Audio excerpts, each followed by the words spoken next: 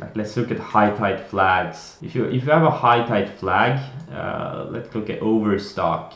You want it to rest on a few moving averages. Usually it's a 10 and a 20, the purple and the yellow line.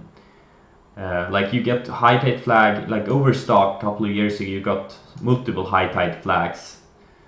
So you want the moving average to kind of catch up. It doesn't need to touch the price, but it needs to kind of catch up. Like here it even undercut the moving average.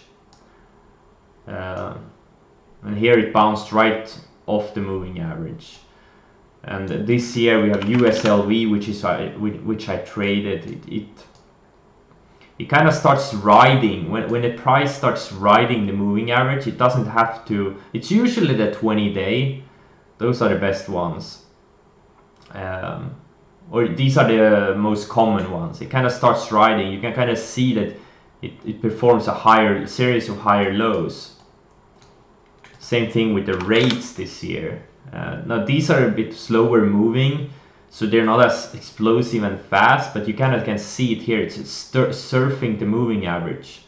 You see how perfect this is, like a series of higher lows. It's just surfing. It's like surfing a wave, if that explains it. And you kind of want to see the higher low action, like all around the bottom.